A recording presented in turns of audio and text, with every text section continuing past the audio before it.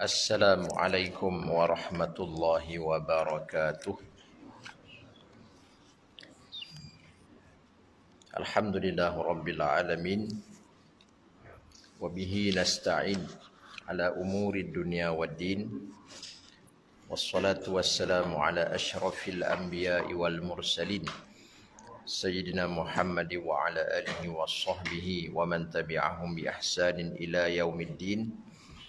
Rabbi syrah lana sudurana wa yassir lana umurana wahlul 'uqdatam min alsinatina yafqahu aqwalana. Allahumma salli wa sallim wa barik ala maulana Muhammadin nuril mudhhib lin nisyani bi nurih wa ala alihi fi kulli lamhati wa nafasin adada ma wasi'ahu anullah wa ba'du. Yang bahagia Tuan Haji Kamaruddin dan seluruh jawatan kuasa tadbir Masjid Nurus Saadah, muslimin muslimat hadirin hadirat yang dirahmati Allah sekalian. Kita sambung seperti biasa perbincangan kitab An-Nasaihud Diniyah wal Wasayal Imaniyah karya Imam Abdullah bin Alawi Al-Haddad rahimahullahu taala wa radiya anhu wa ardah wa nafa'ana bi ulumihi wa bi barakatihi wa bi asrarihi fid darain amin ya rabbal alamin.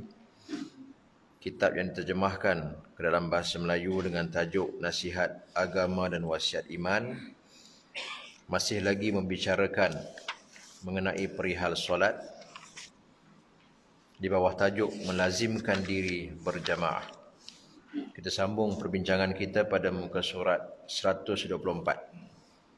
Kita berhenti sebelum ni pada hadis yang terakhir yang disebut oleh Imam Al-Haddad. Itulah sabda Nabi SAW, "Sallu khalfa kulli barrin wa fajir." Tidak mengapa berimamkan solat di belakang imam yang soleh ataupun yang fasik. Dari segi hukum fiqh ni tuan-tuan, imam tu orang yang soleh pun tak ada masalah, orang yang fasik pun tak ada masalah.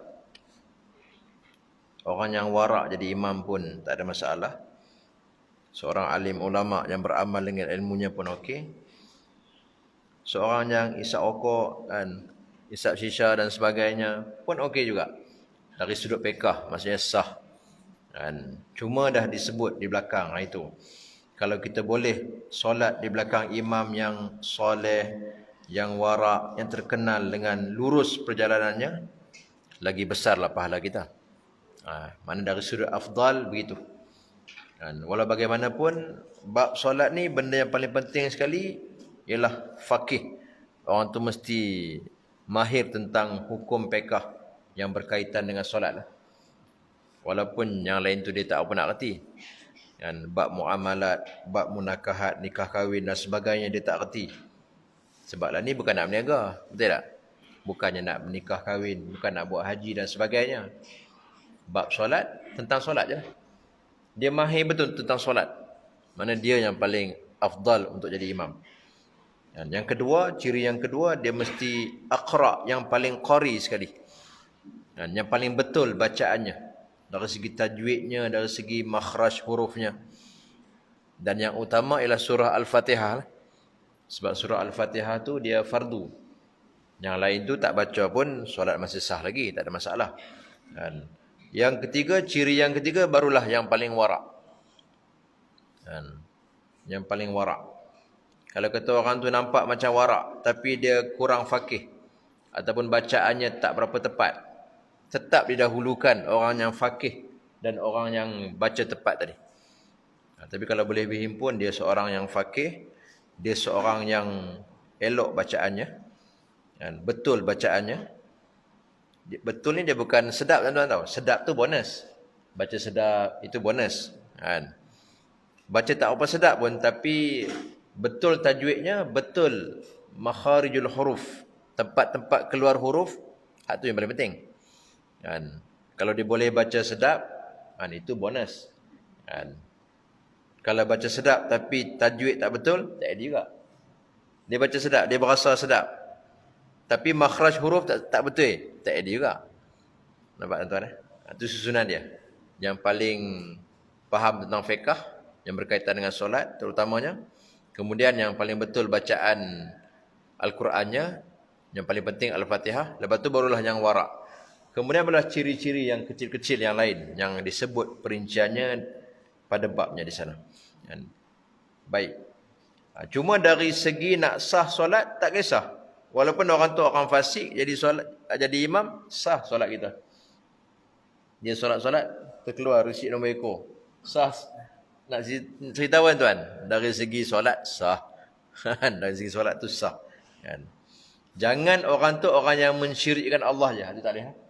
Kan? Orang musyrik, orang kafir, itu tak boleh lah. Kan? Sebab orang fasik ni dia masih Islam. Dia masih orang beriman. Cuma dia ni ada buat dosa-dosa. Kan? Itu je lah. Cerita dia. Tu jadi fasik. Fasik ni takrif dia orang yang buat dosa besar ataupun orang yang mengekali dosa kecil. Kan? Buat dosa besar macam tadi. Kan? Semayang-semayang keluar resi nombor ekor. Daripada cerita lah. Kan? Dulu-dulu punya. Kan? Ataupun mengekali dosa kecil. Pakai seluar pendek orang lelaki. Itu dosa kecil. Tapi dia mengekali dosa kecil. Dia jadi fasik kat tuan-tuan. Kan? Baik. Okey, itu kita dah bincangkan dulu. Kita sambung perbincangan kita seterusnya. Mengenai berjalan kaki ke masjid kerana hendak sembahyang pun mendapat pahala yang besar juga. Sebagaimana yang diriwayatkan dari berbagai-bagai hadis. Dan banyak hadis-hadis yang menceritakan tentang kelebihan berjalan kaki ke masjid. Kalau zaman kita ni tak pernah naik kenderaan. Walau bagaimanapun kalau kata rumah kita dekat, kita boleh berjalan, lebih afdal kita berjalan. Lagi banyak pergerakan kita, tenaga yang kita buat, lagi besar pahala kita. Duduk di Mekah boleh berjalan kan, sampai 1 kilometer pun boleh berjalan. Kan? Nampak tuan? Tapi bila kita dah balik ke rumah kita, kan, suasana tu dia tak membantu. Kalau saya sendirilah pengalaman saya belajar dulu di tanah Arab. Saya dulu belajar di Damsyik. Kan? Kalau setakat berjalan sehari pergi balik ni setengah jam tu perkara biasa je. Sebab orang Arab memang budaya mereka macam tu. Dan dia jalan pun bukan macam kita. Kan? Kita jalan kan layu kan. Jalan berlenggang. Dia jalan kan dengan jalan yang mantap. Jadi jalan tu, setakat berjalan tu perkara biasa je. Kan? Tapi kalau macam kita balik Malaysia, suasana tu kadang-kadang susah sikit. Dari sini, kedai depan tu pun orang pergi naik motor. Betul tak? Jadi pelik. Jadi kalau dia berjalan, pasal apa dia berjalan? Kan? Pelik sikit. Kan? Sebenarnya, kalau kata kempen 10,000 langkah, benda tu orang Arab biasa benda tu. Kalau zaman kami belajar dulu, biasa. Jadi walaupun kita tak sempat exercise, kita sibuk, kan, pengajian dan sebagainya, kita tetap sihat. Alhamdulillah, sihat. Sebab memang setiap hari kita berjalan. Pergi balik berjalan, biasa. Dan budaya tu biasa. Satu lagi, budaya naik kenderaan awam. Kalau Malaysia ni dia, orang yang pangkat besar, pelik sikit lah naik kenderaan awam. Kalau di sana setakat pensyarah, doktor, biasa je. Naik kenderaan awam. Macam setengah-setengah negara, biasa je berbasikal, kan. Pensyarah universiti tapi berbasikal. Biasa je bagi mereka. Tapi Malaysia ni kira pelik. Kan? Orang ada doktor, dia PhD, tiba-tiba naik kenderaan awam, naik bas dan sebagainya. Orang tengok pelik. Kan? Budaya tu kadang-kadang dia membantu juga. Kan? Bila kita balik negara kita, kurang berjalan zaman lah. Kalau zaman Tok Wan kita, Tok Nek kita, satu biasa berjalan. Kan? Bila kurang berjalan, kita pun jadi orang semua naik motor pergi depan tu, takkan kita nak berjalan. Macam pelik sikit. Sebenarnya biasa. Setakat dekat-dekat ni, berjalan je. Contoh kalau kita pergi ke Tanah Haram, biasa, berjalan. Kan? Hotel jauh macam mana pun, boleh berjalan, tak ada masalah. Sebenarnya berjalan tu, selain memberi kesihatan kepada kita, exercise percuma bagi kita, pahalanya pun besar. Sebab setiap langkah yang kita berjalan tu, ada pahalanya. Berbagai riwayat yang menyebut. Sehingga salah satu hadis, riwayat hadis mengatakan bahawa pada setiap langkah ke masjid yang dilakukan oleh seorang hamba akan dikira baginya pahala dan akan dicatatkan dalam kumpulan kebajikannya. Sebab tu kita biasa dengar kisah Sayyidina Umar radhiyallahu anhu, dipendekkan langkah perjalanannya. Supaya apa? Supaya lagi banyak pahala yang dia akan dapat tu. Tapi kita kena faham lah tuan-tuan. Pendek tu maknanya dia mai tu, dia pergi tu awal. Kan? Kalau kita keluar rumah, orang dah qomat, kita langkah macam tu, jenuh. Sampai-sampai orang tahiyat dah. Kan?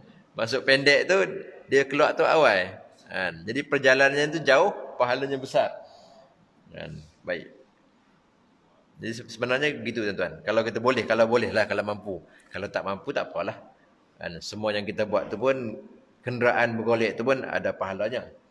Dan cuma memang kaedah ibadat ni lagi banyak mujahadah kita, lagi besar pahalanya. Dan okey.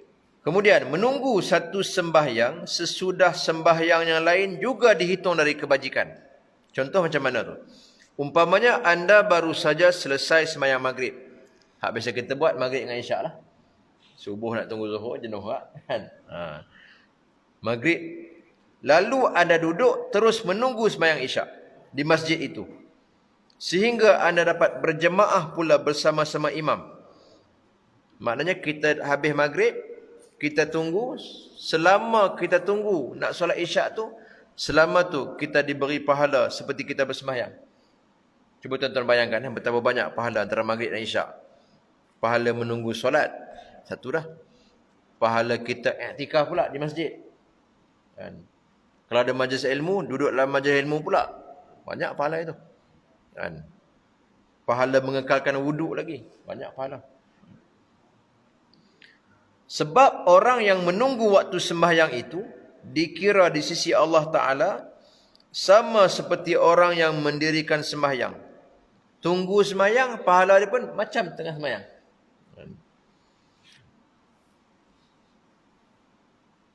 Menunggu waktu sembahyang itu sama ada, macam mana keadaannya? Sama ada sesudah mendirikan sembahyang mahupun datang awal-awal ke masjid sebelum waktu sembahyang lalu duduk menunggunya. Ada dua keadaan.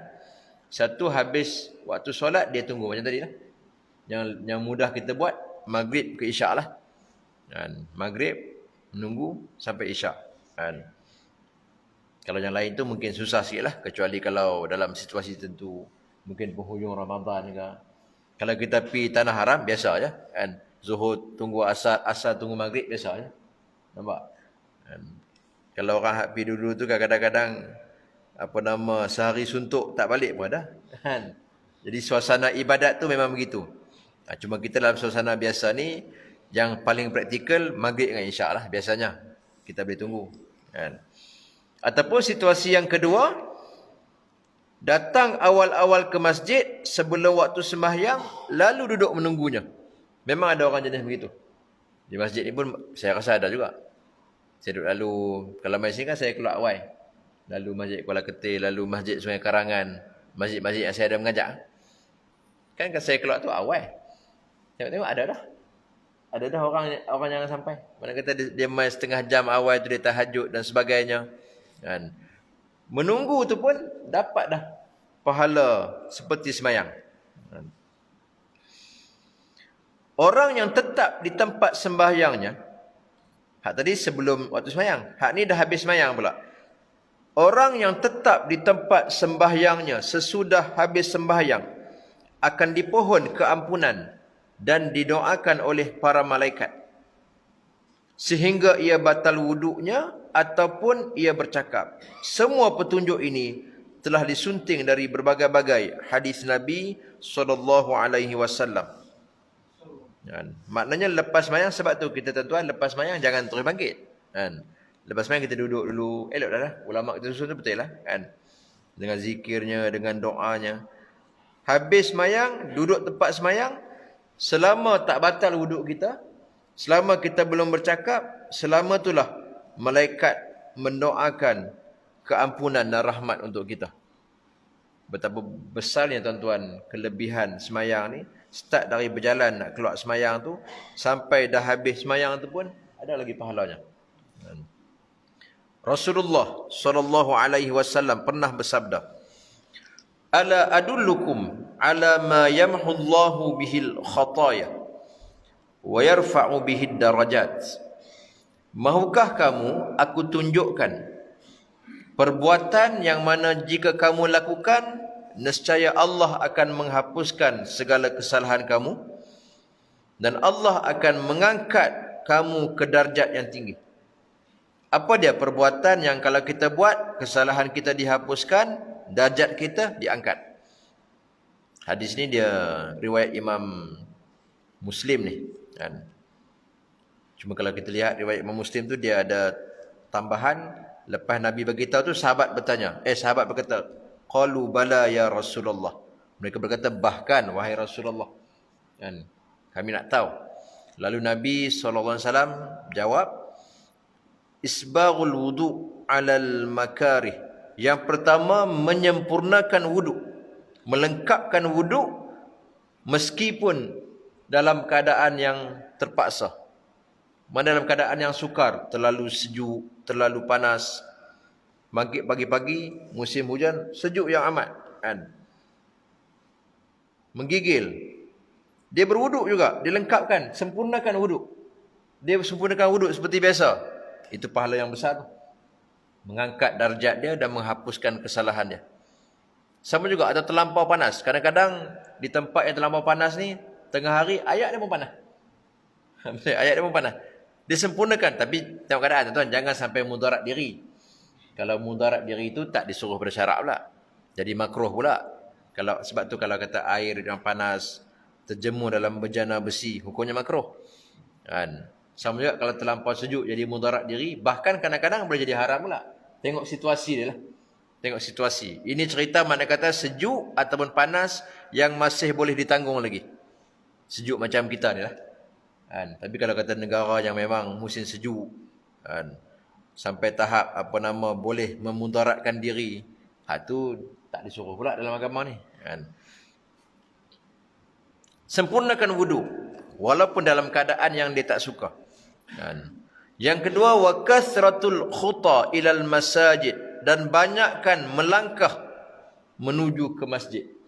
Ini yang Sayyidina Umar ambil ni. Mana kata lagi banyak langkah kita, lagi banyak kesalahan kita digugurkan dan lagi tinggi darjat kita diangkat di sisi Allah. Darjat ni pangkat tu kan. Pangkat tu kat dunia ni mungkin tak nampak. Dekat akhirat ni kita lihat, pasal apa kawan tu duduk atas, jauh pada aku ni. Rupanya kadang-kadang benda-benda macam ni, pergi masjid sama-sama, tapi dia punya langkah dia lebih. Kan ada satu riwayat, hadis kita baca, seorang sahabat zaman Nabi SAW, mereka minta nak berpindah dekat dengan Masjid Nabawi. Tapi Nabi kata, Nabi mafhum hadis tu, Nabi kata mereka tak payah pindah. Sebab apa? Sebab perjalanan mereka yang jauh tu akan mendatangkan pahala yang besar bagi mereka. Nah, maknanya kalau dah takdir rumah tu jauh sikit dan mereka mampu untuk datang, tak ada masalah. Bahkan itu lagi mendatangkan pahala yang besar untuk mereka.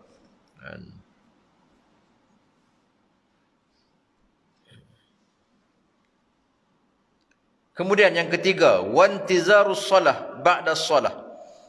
Menunggu satu sembahyang sesudah sembahyang yang lain. Jadi 3 perkara tuan-tuan. Yang pertama, sempurnakan wuduk walaupun dalam keadaan yang sukar. Yang kedua, banyakkan melangkah kaki menuju ke masjid. Dan yang ketiga, tunggu solat, lepas solat tunggu solat. Begitulah seterusnya. Ketiga-tiga perkara ni Allah akan hapuskan kesalahan-kesalahan kita dengan sebabnya, dan Allah akan naikkan, tinggikan darjat kita, pangkat kita di sisinya dengan sebab kita buat 3 perkara. Dan di hujung hadis ni Nabi SAW sebut, fadzalikumur ribat, maka demikian itu ialah ar-ribat. Ribat sini diterjemah dengan pendinding. Asal makna ribat ni tuan-tuan, istilah yang digunakan untuk mereka yang berjaga di perbatasan, berjaga daripada musuh masuk menyerang di sempadan negara Islam. Itu asal makna ribat. Kalau hari ini tentera, tentera yang menjaga sempadan, menjaga supaya musuh tak masuk menyerang ke negara kita. Itu istilah ribat. Ribat ni dia punya pahala dia besar. Dalam sebuah hadis Sahih Bukhari disebut ribatu yaumin fi sabilillah azza wa jalla khairum minad dunya wa ma fiha.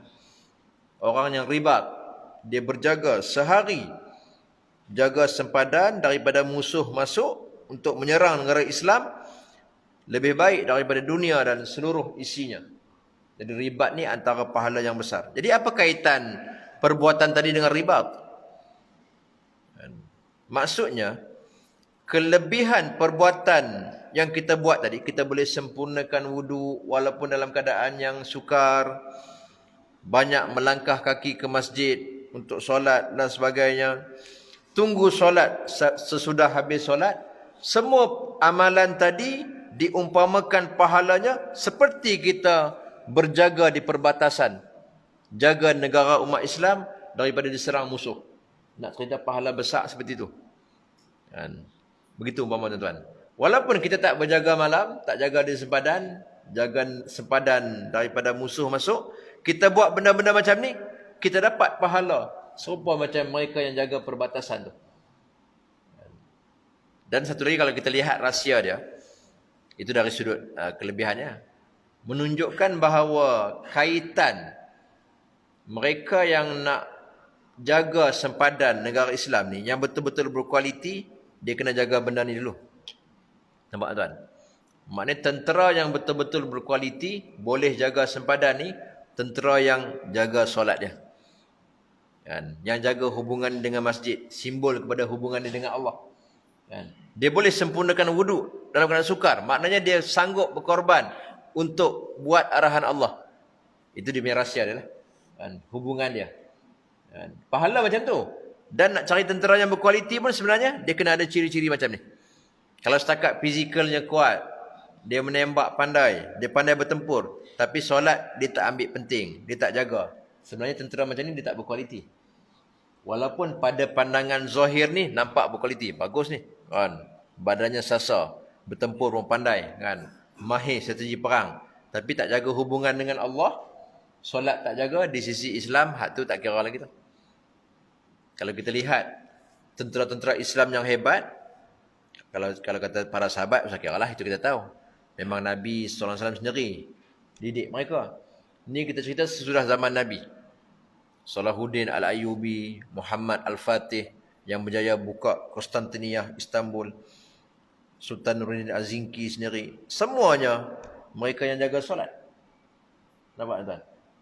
Sebab tu dalam bab fiqh ni, ketika perang pun ada solat al-khauf, solat berjemaah dengan cara yang tertentu, kaifiat yang tertentu. Itu dah nak perang, bertempur tu, disuruh lagi solat berjemaah. Nak cerita betapa pentingnya solat, terutamanya solat berjemaah ni. Hatta ketika nak perang pun ada cara-cara yang Allah ajar macam mana kita nak buat supaya tak terlepas berjemaah dalam solat tu. Itu dia punya rahsia dia.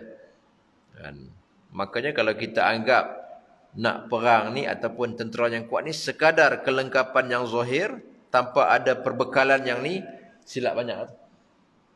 Ya, tapi suasana hari ni dia dah bertambah baik. Kalau dulu-dulu kita pun biasa dengar kan, kalau zaman-zaman dahulu kan, zaman-zaman jahiliah moden, negara kita sendiri pun kan, kita dengar daripada bekas-bekas tentera ni, kalau zaman dulu tentera ni arak tu biasalah kan, tapi zaman lah bagus banyak dah.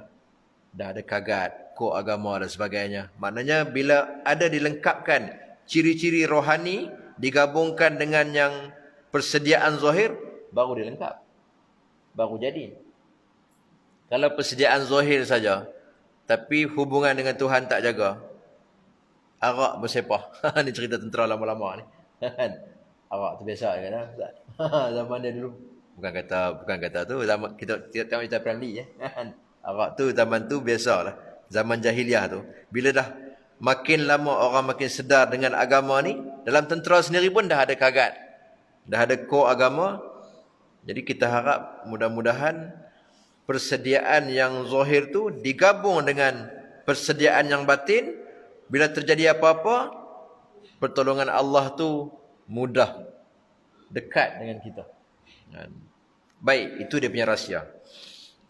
Dan kalau kita lihat dalam riwayat Imam Malik, ni sebenarnya hadis ni riwayat Imam Muslim. Kalau riwayat Imam Malik, Nabi SAW ulang, fadzalikumur ribat. Itulah pendinding. Kamu diulang sebanyak 3 kali. Nabi ulang sebanyak 3 kali. Baik. Kemudian sabdanya yang lain. Sabda Nabi SAW yang lain. Innakum lan tazalu fi salatin man tazartumus salah. Sesungguhnya kamu masih tetap di dalam sembahyang. Dikira macam orang sembahyang lagi. Selama mana kamu masih menunggu sembahyang. Ini hadisnya yang disebut tadi. Mana selagi kita tunggu sembahyang, kita seolah-olah dapat pahala macam sembahyang juga. Sabdanya sallallahu alaihi wasallam lagi, Bashiril masya'ina ilal masajid fi zulami binurit tammi yaumal qiyamah. Gembirakanlah orang-orang yang selalu berjalan menuju masjid untuk bersembahyang di dalam gelap gulita. Gelap gulita ni waktu subuh, maghrib, isyak lah kalau gelap gulita ni. Yang paling utama, yang paling gelap ni subuh. Dalam keadaan gelap gulita tu dia boleh berjalan menuju ke masjid. Nabi suruh beri khabar gembira, basyir. Apa khabar gembiranya? Dengan memperoleh cahaya yang terang benderang. An-nuri tam. Tam ni sebenarnya sempurna, cahaya sempurna. Sempurna terang benderang lah di hari kiamat. Jadi kalau kita lihat, sewaktu kita melintas titian sirat tu pun, setiap orang dia ada cahaya dia. Dia macam kita ni lah, macam kita naik kenderaan di malam yang gelap gulita atas jalan. Jalan gelap, lampu jalan tak ada, semua tak ada. Ketika tu yang membezakan apa dia? Setakat mana terang lampu kita tu. Kan? Orang yang lampu yang terang dia relax kan? Hak mana lampu malap-malap kan? Ataupun lampu yang sat ada, sat tak ada. Ataupun lampu yang sebelah terbakar. Dia begitu situasinya. Kan? Orang yang selalu berjalan menuju ke masjid pada waktu gelap. Terutamanya subuh lah. Subuh dan isyak waktu gelap. Dia berjalan menuju ke masjid. Nabi suruh beri khabar gembira. Di akhirat kelak, Allah akan kurniakan kepada dia cahaya yang sempurna. Cahaya yang terang benderang. Dia akan berjalan dengan selesa. Seperti mana kita memandu kenderaan dengan selesa bila lampu kita berfungsi dengan sempurna. Kan? Maybe lah gelap macam mana pun. Tak ada lampu jalan ke? Jalan tu gelap macam mana pun, tak ada masalah. Sebab lampu kita terang.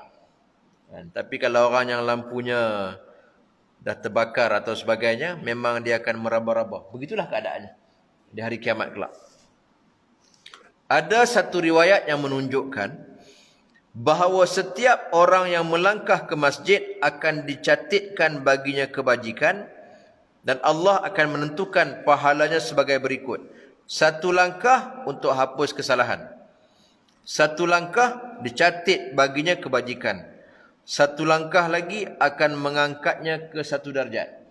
Sebenarnya hadis yang menceritakan tentang langkah ke masjid ni banyak. Ini antara riwayat. Ada juga riwayat lain kan. Kalau yang saya jumpa antaranya riwayat Imam Hakim. Imam Hakim disebut dalam kitab Mustadraknya dan Imam Hakim menghukumkan hadis sahih. Kan. Bukan setakat satu kebajikan.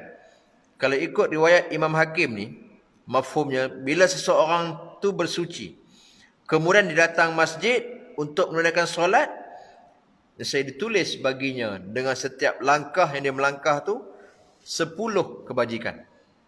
Jadi riwayat yang kata 10 kebajikan pun ada. Riwayat yang sahih daripada Imam Al-Hakim dalam kitab Mustadraknya. Pokoknya banyak riwayat ni tak bercanggah pun. 1 atau 10 tu dia bergantung kepada situasi, keadaan. Mungkin ada orang yang layak dapat 1 saja. Tapi ada orang yang layak dapat 10 kebajikan dengan setiap langkah yang dia melangkah ke masjid. Baik. Dan bila dikumpulkan hadis-hadis tadi, semuanya dapat kita buat kesimpulan melangkah ke masjid tu ada padanya kebajikan, ada padanya mengangkat darjat kita di sisi Allah, dan ada padanya menggugurkan dosa dan kesalahan. Bila dihimpun semua riwayat-riwayat hadis tadi. Jadi kita buat je lah. Kita buat. Dalam sebuah hadis yang lain, La tazalul malaikatu tusalli ala ahadikum madama fi majlisihi alladhi yusalli fihi ma lam yuhdith aw yatakallam. Cerita belakang tadi, ini hadisnya. Sentiasalah para malaikat itu berselawat ke atas salah seorang kamu. Berselawat ni enggak makna berdoa kan? Para malaikat mendoakan kita selama mana seseorang tu kekal dalam majlisnya, tempat duduknya yang dia sembahyang padanya. Selama mana dia belum berhadas ataupun dia belum berkata-kata, bercakap. Kita lepas solat, kita solat tang mana? Duduk di situ. Selama kita belum batal wuduk, selama kita belum berkata-kata, selama itulah malaikat akan mendoakan kita. Apa doa malaikat? Taqul, malaikat berkata, Allahumma ghfir lahu, ya Allah, ampunilah ia. Ampunilah orang ni. Allahumma arhamhu, ya Allah, rahmatilah dia. Kalau lagi lama kita duduk, lagi banyak doa malaikat. Sebab tu lepas solat tu jangan kita bangkit cepat tuan-tuan. Kecuali kalau ada urusan yang tak dapat elak lah. Kan ada kecemasan dan sebagainya. Tapi kalau kata tak ada apa-apa, kita duduk. Sampai selesai. Selama kita duduk, tak batal wuduk, tak bercakap, malaikat berdoa tak berhenti. Allahumma ghfir lahu, Allahumma arhamhu. Ya Allah ampuni dia, ya Allah rahmati dia. Dan kita kena ingat, malaikat ni tuan-tuan, makhluk yang suci. Malaikat mana ada buat dosa macam kita. Jadi doa malaikat ni doa dari makhluk yang suci. Dan doa yang keluar daripada makhluk yang suci yang tidak buat dosa. Okey, selesai di situ. Kemudian kita lihat di bawah tu keutamaan saf awal. Sikit lagi tengok. Di antara perkara-perkara yang amat dituntut dan harus diambil berat ialah melazimkan diri duduk di saf awal. Sebab apa? Kerana Nabi SAW bersabda, Innallaha wa malaikatahu yusalluna ala sufufil muqaddamah. Sesungguhnya Allah dan para malaikatnya berselawat dengan maksud merahmati. Kalau malaikat mendoa dan memohon rahmat, Allah merahmati orang-orang yang duduk di saf-saf yang hadapan. Duduk saf depan tu pun ada kelebihan. Doa khas. Ini doa khas ni. Dari para malaikat dan rahmat yang khas daripada Allah. Sembahyang berjemaah tu pun mengundang rahmat dah. Duduk saf depan tu ada doa yang khas daripada malaikat. Ada rahmat yang khas yang Allah khususkan untuk mereka yang dapat solat di saf yang pertama. Hebat tuan-tuan. Sabdanya lagi dalam hadis yang lain, Lau ya'lamun nasu ma fil adhani wa safil awal. Sekiranya manusia mengetahui kelebihan yang terkandung dalam azan dan kelebihan yang terdapat dalam saf yang pertama ketika solat, thumma lam yajidu illa ayyastahimu alaihi lastahamu. Kemudian mereka tidak akan memperolehinya melainkan dengan terpaksa buat undi. Cabut undi siapa nak duduk depan. Cabut undi siapa nak bang. Nescaya mereka akan sanggup buat undi kerananya. Nak cerita kalau orang nampak lah. Kalau kata kelebihan azan, kelebihan duduk saf depan ni Allah nampakkan dalam bentuk material. Lah ni kita tak nampak. Pahala ni kan tak nampak. Doa rahmat ni pun tak nampak. Malaikat kita tak nampak. Bila tak nampak kita tak apalah kan. Biasa-biasa. Kalau nampak lah. Contoh kalau orang jejak kaki depan, cash jatuh 1 juta. Contoh. Ditukar dengan bentuk material. Buat undi pun orang sanggup. Pukul 4 pagi dah tunggulah sini. Tapi tak nampak benda tu. Pahala ni kan benda tak nampak. Bila benda tak nampak, dia perlu kepada keyakinan. Perlu kepada keimanan. Betul tak tuan? Kalau kata jejak saf pertama, jatuh 1 juta cash. Tuan-tuan rasa kan, pukul 4 pagi beratok. Tara orang apa kedai buat promosi buy one free one pun beratok panjang kami kan. Pembukaan kedai baru. Di Kuala Ketir pun ada pembukaan tea live, duk tengok lah kan. Beratok orang tu dia. Buy one free one je pun. Kan? Bukannya ni. Cuba tuan bayang kalau jejak 1 juta jatuh. Kan? Silap-silap lepas isyak semalam orang tak balik. Kan? Tunggu. Kan? Sebab kita ni kita cuma nampak benda yang zahir saja.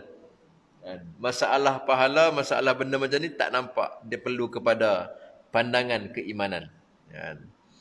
Kalau tahu, Nabi kata akan berebut. Lantaran itu, tapi macam mana? Bukan maksudnya kalau kita dah main lewat, kita langkah orang, tak boleh lah. Kena main awal lah maksudnya. Kalau dah memang kita main lewat, orang dah ada depan, jangan kita pergi langgar orang depan. Lantaran itu, jika anda ingin berada di saf awal untuk memperoleh kelebihan dan keutamaannya, maka hendaklah anda datang lebih awal sebelum orang ramai datang berebut-rebut ke situ. Jadi kalau kita nak awal, kita kena main awal. Itu cara dia. Jangan pula kita main lewat, kita pergi langgar orang, kita nak gagah di depan juga. Tak boleh. Kita nak awal, kita kena main awal lah. Kalau kita lihat kalau dulu di Masjidil Haram, lewat sikit, dah tutup dah. Tak boleh masuk lah. Suasana hari ni macam tu juga.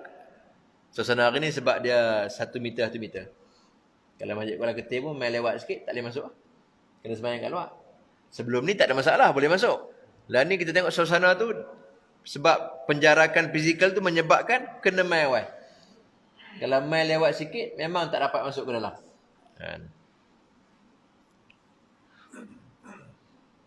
Datang awal, sebelum orang berebut. Jika ia datang lambat, sedang orang lain telah lebih awal berada di saf awal, mungkin sekali ia akan melangkah-langkah kepala orang ramai itu, sehingga menimbulkan rasa kurang senang dari mereka itu. Maka yang demikian itu adalah terlarang. Kalau dah main lewat, tiba-tiba depan dah penuh, duduk belakang. Gagah nak pergi depan juga sampai langkah orang, makruh hukumnya.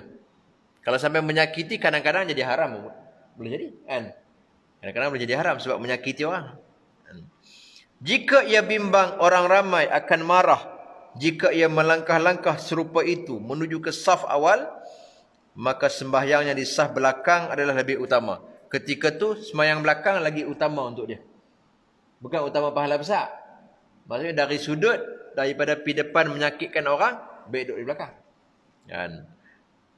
Tapi walaupun lebih utama dari saf awal, kemudian hendaklah ia mencela dirinya. Salahkan diri sendiri yang telah terlambat itu kerana tidak dapat bersembahyang di saf awal. Nampak tuan-tuan cara dia? Nak dapat kelebihan saf awal, mai awal.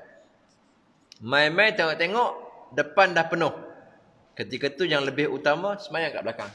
Sembahyang di mana kedudukan kita sampai.